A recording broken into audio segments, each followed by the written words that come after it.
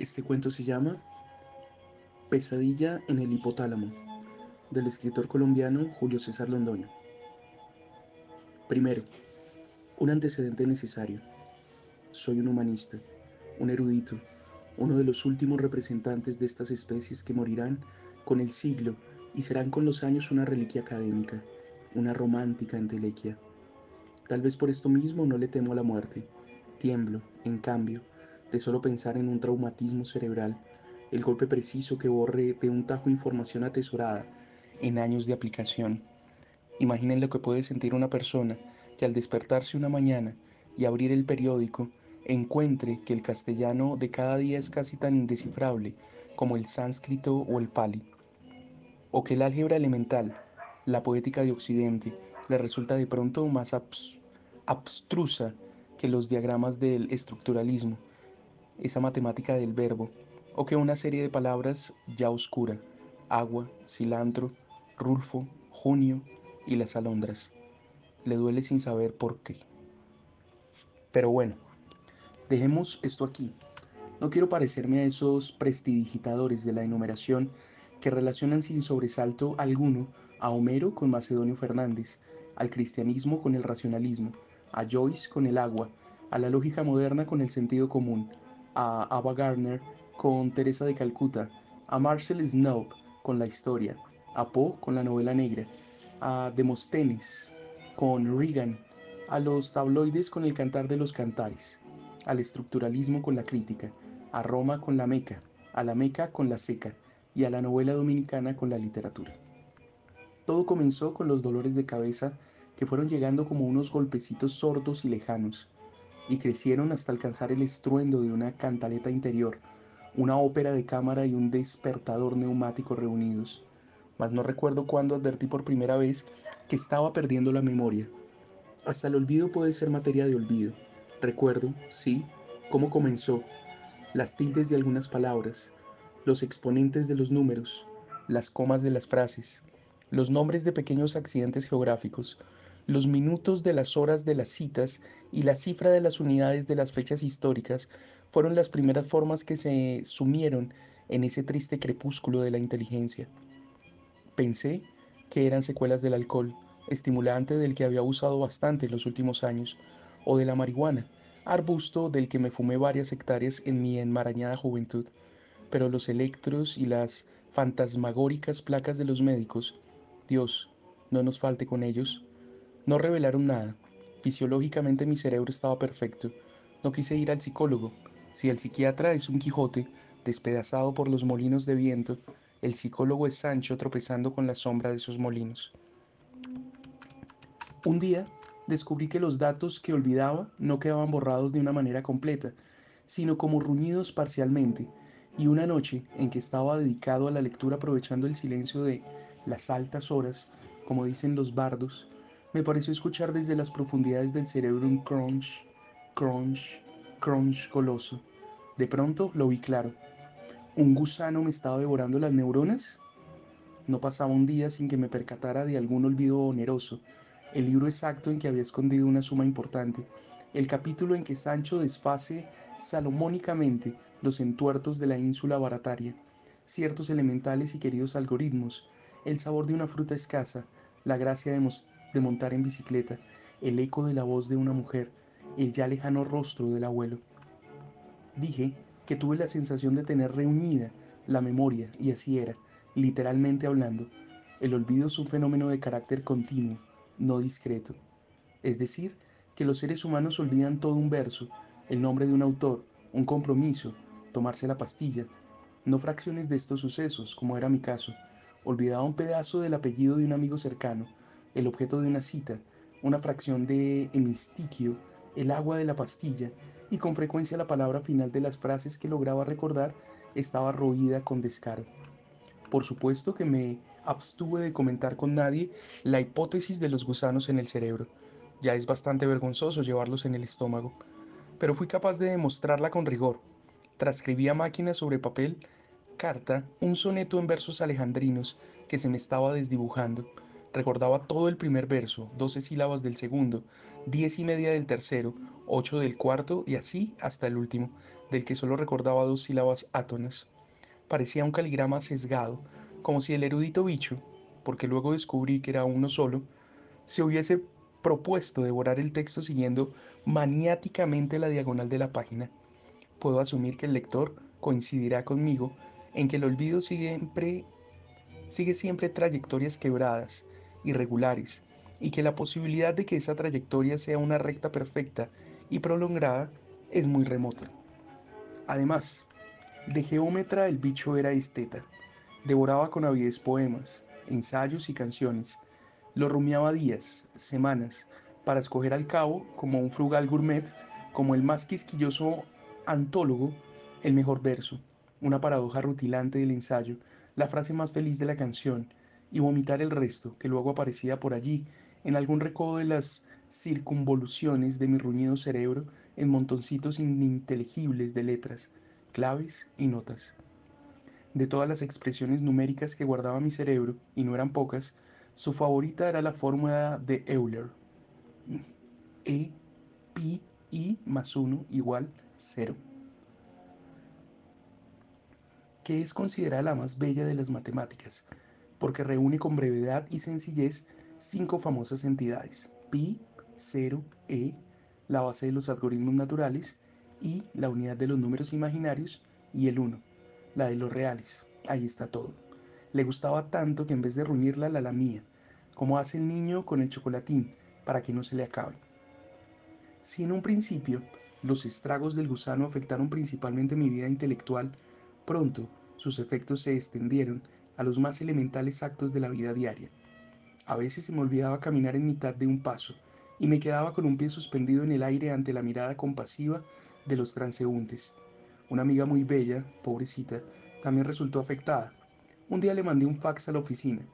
Sueño con una fiesta para dos, con vino, velas, música y voz.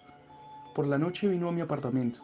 La recuerdo en el umbral de la puerta con su rostro de virgen fatal, enmarcado entre 2 botellas de su vino favorito.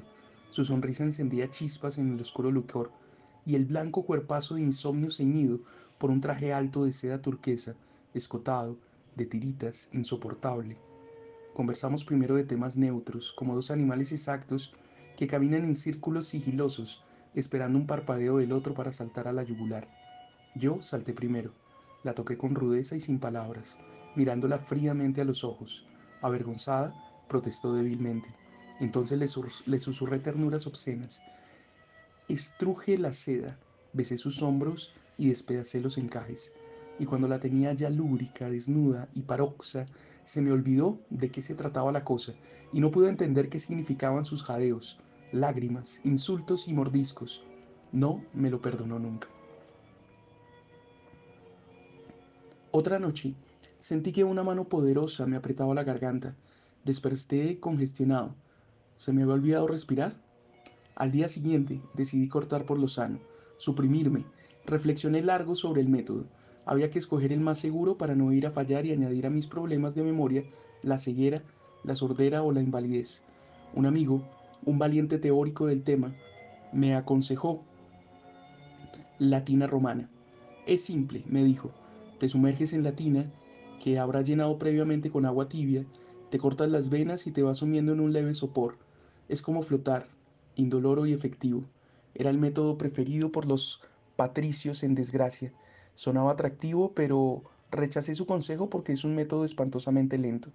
Tiene uno demasiado tiempo para arrepentirse y salir corriendo para la clínica manchándolo todo, salpicando el resto y exponiéndose a que lo comparen con alguna malhadada actriz de televisión. Los venenos me atraían. Hay unos completamente letales y vienen con sabor a frutas. Fueron muy literarios en otros tiempos, pero ahora son propios de estratos deprimidos. Y lo más probable es que uno no aguante los últimos retorcijones, grite y acuda algún entrometido que lo salve. Luego el chisme, la compasión. No faltará quien compare tu caso con el de un conocido actor de reparto de fotonovelas. Además, los vermes, la asquerosa idea de que a mi muerte No solo el cerebro, sino todo mi cuerpo sería pasto de gusanos, me desalentaba. Los médicos no fallan, me dijo un viejito cínico. Visita uno. No seguí su consejo porque desconfío de ese gremio. Como habrán notado, siempre hacen todo al revés. Si matan al que quiere vivir, entonces por crasa simetría deben salvar a quien quiere morir. Al fin me decidí por el procedimiento clásico, un tiro. La perspectiva de terminar mis días propinándome un estruendo cerca al oído no me atraía. Sufro de fobia al ruido, pero mi armero de cabecera me garantizó un silenciador absoluto. Te puedes matar en la alcoba sin despertar a tu mujer. Tú sabes, ellas lo complican todo, me aconsejó Alexis, un profesional consciente de que la principal preocupación de los suicidas es la familia, el dolor que se causa, la indefensión en que se la deja. Tal vez por esto me aconsejó una bomba. Era costosa, pero resolvía todos los problemas de una vez: el dolor, la indefensión, etc. Era un loco, claro, de modo que le compré el silenciador, arreglé mis asuntos y fijé la fecha. El día señalado tomé una habitación de hotel, saqué el arma, me la llevé a la 100 y ¡zas! Se me olvidó a qué iba y qué hacía yo en un hotel con ese artefacto en la mano, y regresé a mi casa perplejo y estúpidamente feliz. Concluí que era tiempo de tomar un vermifugo. Había que matarlo a él, no a mí. La cobardía es la musa de la inteligencia. Era algo tan sencillo que no me explico cómo no se me había pasado. Así somos los suicidas, ilógicos, obesos, obsesos, condenados a errar en círculos hipnóticos, incapaces de optar por la tangente de la salvación, presos de una fatalidad centrípeta. El farmacéutico me recomendó un vermifugo caro. Es lo último, me dijo, y yo creí advertir en esas palabras un sentido grave y premonitorio. Lo tomé con aplicación durante 15 días sin resultado. Doblé la dosis y logré arruinarle el apetito. Algo es algo, como dice la irrefutable tautología popular, que nunca erra porque jamás apunta. Y si bien no fue capaz de devorar más información, aún podía rebujarla. Arruinaba la ortografía de documentos importantes, trastocaba los números telefónicos y con frecuencia invertía la secuencia lógica de los actos cotidianos, de manera que yo terminaba poniendo los huevos en la estufa antes de colocar la sartén, vistiéndome para bañarme, cepillándome antes de comer, poniéndome las medias sobre los zapatos. Era exasperante. En el trabajo, ¿de qué hablábamos? En fin, lo cierto fue que un día, ya desesperado, me tomé un vermicida para caballos. Sabía a fuego con injundia, me provocó gastritis y una jaqueca que me puso a llorar, pero le hizo mella porque en la noche lo sentí revolcarse por toda la corteza superior. Calculé que podía matarlo con un par de tomas, solo que no estaba muy seguro de sobrevivirlo. Por lo pronto el animal se asiló astutamente en el hipotálamo, central cibernética del cerebro, como quien dice: nos vamos a hacer pasito, ¿verdad? No todo era negativo. En la época dorada de su voracidad había ingerido mucha información inservible, cucarachas, que tiene uno en la cabeza, ocupando valiosos bytes: literatura neoclásica, filosofía moderna, una frase insulsa de un fulano intonso y que por alguna sinrazón se ha quedado grabada en la memoria, noticias de las revistas del corazón, narrativa española, literatura europea del siglo XVIII, poesía latinoamericana del XIX, noveles, dramas de Echegaray, memorias de pronombres, un crepúsculo mediocre que se resiste a borrarse, el número telefónico de una ex cuya fealdad aún me avergüenza, el sabor de la emulsión de Scott, una escena de tango que vuelve una y otra vez, versos de Nicolás Guillén y cernadas de Ramón Gómez, asidas, como garrapatas a una neurona sonsa. A veces me hacía cometer lapsos certeros, como sucedió con una adolescente tentadora cuya sonrisa estaba nublada por una empalizada de brackets, y a quien le dije un día, arrebatado, queriendo exaltar sus besos inolvidables: tu recuerdo será inoxidable. Entonces decidí enfrentarlo psicológicamente. Me dediqué a coleccionar fragmentos literarios donde los gusanos aparecen como alegoría de todo lo despreciable y repugnante, y en las mañanas le recitaba la creciente y mórbida colección. Hasta inventé un símil para referirme a ese retorcido proceso que convierte el vigor y la belleza de la juventud en decrépita vejez. El hombre padece una metamorfosis invertida, escribí, que de la que de la prodigiosa mariposa de la mañana hace el viscoso gusano de la tarde. Le leía trozos selectos de Kafka y Cioran, y gusano se me volvió un adjetivo comodín que usaba casi indiscriminadamente para calificar sujetos abominables y sucesos ingratos. Para mi sorpresa, nada de esto lo afectó. Al contrario, lo noté especialmente animado y de buen comer. Entonces cambié de táctica. No volví a leer nada de Proust ni de Durrell, que le encantaban, y me enfrasqué en los peores fárragos de la literatura clásica, amén de códigos, minutas, directorios telefónicos, libros de superación personal, Lewis Carroll, el Guinness Book, tablas de logaritmos, sonetos de Shakespeare, revistas culturales y poesía centroamericana, amén de los ensayos de Bachelard, Bakhtin, Paz, Fuentes, Donoso, los dos Vargas, etc. Todo fue en vano. El bicho no se inmutó y hasta encontró infinidad de perlas entre toda esa hojarasca que me hicieron dudar del juicio que me había formado de la obra de algunos autores. Además, era inútil sitiarlo, porque yo mismo me había encargado de surtirle bien la despensa en casi 50 años de aplicada lectura.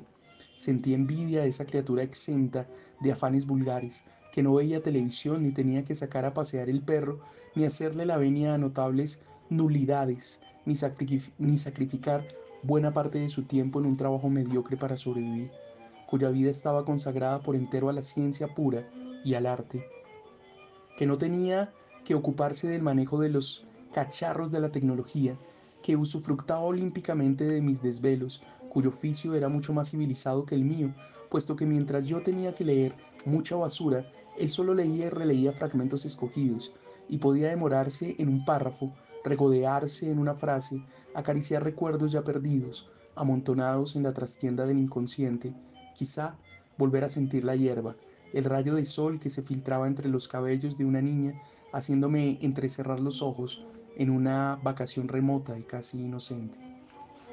De pronto comprendí mi ingenuidad.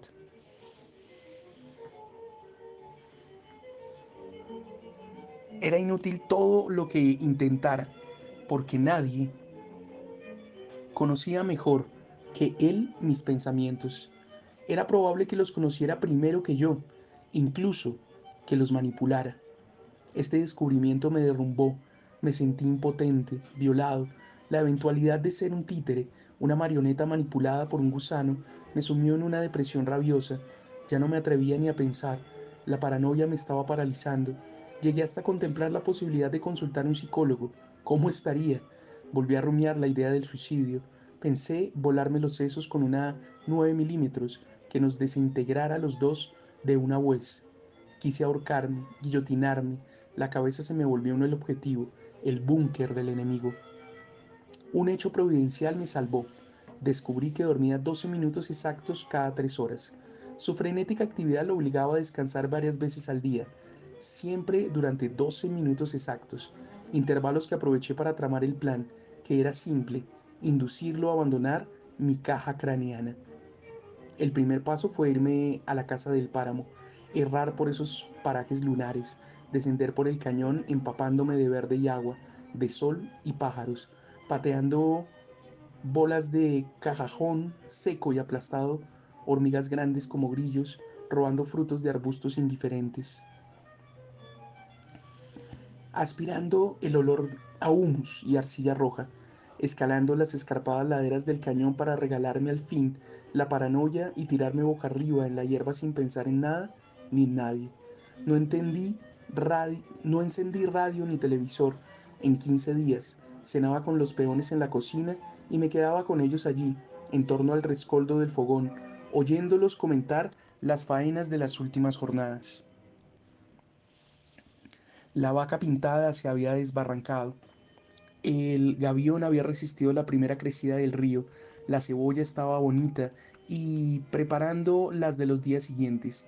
A veces hablaban de amores, crímenes y aparecidos, pero siempre se acostaban temprano y me dejaban luchando contra la tentación de abrir los libros, fumando como un condenado por los corredores hasta la medianoche, cuando me metía a la cama y lograba dormir gracias al cansancio y al arrullo del río. La semana siguiente la dediqué a la música. Me levantaba tarde, Abría la ventana y el ruido de los pestillos provocaba la aparición casi inmediata de una taza de café, humeante, sostenida por una criatura diminuta de ojos grandes y limpios, pestañas indias y mejillas chapeadas. Daba vueltas. No concibo la vida sin un buen número de vueltas inútiles por ahí. Y si hacía sol, me bañaba en la ducha del patio interior, si no, esperaba que saliera, y si no salía, no me bañaba. Desayunaba, me sentaba en la mecedora del extremo del corredor, el mirador que domina el fértil y laborioso cañón de Tenerife, y escuchaba Mozart, Dvorak, Vivaldi, Kítharo, en especial las composiciones suyas que asociamos con la naturaleza en virtud de tácitas convenciones semióticas que identifican los movimientos rápidos y predominio de notas agudas, por ejemplo, con la alegría y la primavera, y los lentos y graves con las tempestades del alma o del cielo. El bicho debía estar perplejo porque no se movía, ni oraba ni trastocaba nada. Quizá había llegado a su nariz ráfagas de verde y sol, y sus miopes ojitos, que solo habrían visto penumbras rojizas, ya presentían paisajes de neblina, rocas, viento, escarcha y frailejón. La semana siguiente la dediqué a la lectura de textos bucólicos, las geórgicas, por el camino de Swan, María, morada al sur, hojas de hierba, hasta que el bicho no pudo más y se asomó. Caminaba por la cuchilla de la cordillera cuando sentí un hormigueo en el oído derecho. Me detuve, sentí que asomó la cabeza. Era muy pequeña para poder agarrarla. Esperé, sudaba. Arrumó sus anillos posteriores, estiró los anteriores y sacó la mitad del cuerpo, lo que aún no era suficiente. Yo estaba paralizado, no me atrevía ni a respirar. Un movimiento en falso y el bicho se espantaría. Era probable que saliera un poco más y entonces sería fácil agarrarlo. También podía suceder que, satisfecha su curiosidad, quizá desencantado del yermo paraje, ingresara a su bien surtida neuroteca para siempre. Esta posibilidad me aterró tanto que mandé la mano instintivamente, abandonando toda precaución. Lo agarré de la cabeza y jalé. Tenía 3 centímetros de largo y el aspecto típico de un intelectual. Era flaco, pálido y cabezón. Pensé destriparlo ahí mismo, pero algo me contuvo. Quizás el pensar que en esa cabecita frágil que latía asustada entre el índice y el pulgar de mi mano derecha estaba ahora una parte considerable de mi base de datos, fue lo que me detuvo.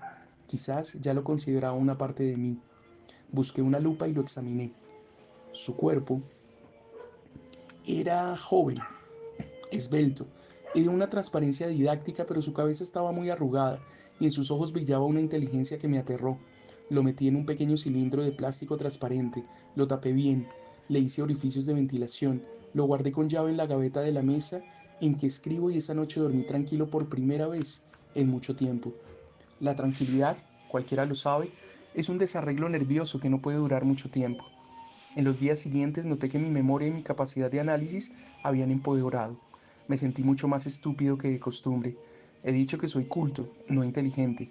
Antes, cuando el bicho anidaba en mi cabeza, me sucedía que de pronto recordaba sucesos que había olvidado por completo, que estaban definitivamente perdidos, y que todo era porque él, harto ya de esa información, la había desechado y volvía a pertenecerme. Otras veces ocurría que alguna de mis neuronas entraba en sinapsis con su cabecita, operación que se establecía por el contacto de antenas y dendritas, y yo podía utilizar su información.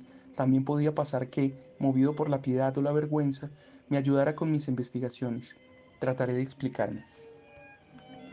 El proceso de recordar siempre me fascinó.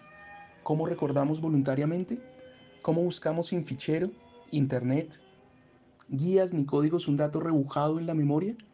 Vamos por la calle, nos cruzamos con miles de personas cuyos rostros pasan por nuestra retina sin romperla ni alarmarla. De repente uno de ellos dispara la alarma. En fracciones de segundo el cerebro ha encontrado en su archivo ese rostro y nos grita: yo conozco a esa persona. ¿Dónde la he visto? Por supuesto no es un amigo ni una celebridad, es un rostro archivado de alguna manera en algún rincón de la memoria. Los esfuerzos que hacemos para recordar son vanos porque carecemos de método para hacerlo. El único método que empleamos es una especie de pujo mental acompañado de sudación, ansiedad, neurosis y mordida de lengua, comida de uña, tamborileo de dedos y algún tic equivalente. No tenemos clasificados los rostros. De nada serviría en este caso. Resignados, aunque picados, seguimos nuestro camino. Lo que ignoramos es que este psique es un reto para nuestro cerebro, quien lanza un haz de avisados bibliotecarios hacia la memoria a frenéticas velocidades, como un ejército riguroso que revisará una ciudad casa por casa en busca de un personaje. El cerebro parece entonces una ciudad negra rasgada aquí y allá por súbitos diamantes. Nosotros, entre tanto, seguimos caminando, pensando en otra cosa. No todos los bibliotecarios están comprometidos en la pesquisa y hasta nos olvidamos del asunto. De pronto, ¡zas! Claro, fue en la fiesta de Claudia. Así es como recuerda usted, señor lector, y así recordaba también yo antes del bicho, porque después de él, el recuerdo, el sas, me llegaba con un informe exhaustivo del dueño del rostro, de Claudia y de todos los invitados, y esto, es obvio, solo le sucede a quien tenga la desgracia de tener un gusano sabio en la testa. Esos tiempos habían quedado atrás. Ahora recordaba como cualquier mortal, un poco peor, para ser exactos, pues ya no había sinapsis ni hallazgos repentinos, ni lapsos por el estilo de tus besos inoxidables. Mis asociaciones y metáforas daban grima, y tal vez no hubiera ya, tampoco, el apagón providencial que me salvara del próximo pistoletazo. Además estaba ese vacío allí, el no bicho, algo como ese hueco en el alma que deja un amigo muerto, porque ¿cómo no simpatizar con una criatura que ama a Durrell, Proust y la fórmula de Euler? En un mundo famosamente vano, en medio de una especie vertiginosa que corre hacia ninguna parte, cuyas opiniones están dictadas por los noticieros como en cualquier opereta de ficción, cuya fe no es sagrada, cuyas pasiones son lánguidas, su ética morfa y su becerro oro golfi. ¿Cómo no asombrarse de los hallazgos que él hacía en los libros que yo había recorrido sin hallar absolutamente nada? ¿Cómo no agradecer esa mano crítica que separaba con precisión el oro de la escoria, que no temblaba al censurar un antiguo ni dudaba para aplaudir un contemporáneo? Lo cierto es que un día que llegué a casa con unas copas, me encontré de pronto llorando con el cilindro en la mano, confiándole mis cuitas al gusano sabio. Lo saqué de su prisión, lo contemplé con el amor que inspiran la inteligencia y la fragilidad de los insectos, esos pites inocentes y prodigiosos, y lo puse con cuidado en el pabellón de la oreja derecha. No fuera a caerse y sufrir un traumatismo cerebral. El bicho pasó de inmediato a su gabinete, no sin antes limpiarse las patitas en el umbral, acto que me estremeció de ternura y cosquillitas. Las cosas han vuelto a la normalidad. Aunque mi amnesia empeora, las sinapsis son cada vez más frecuentes y de mejor calidad, y si bien mi ruñido cerebro es menor cada día, el suyo crece y sus razonamientos son muy buenos, porque no están entorpecidos por prejuicios de ninguna clase, ni por el necio narciso de la especie humana. Quizá es él quien me dicta estas líneas. Del escritor colombiano Julio César Londoño, Pesadilla en el hipotálamo.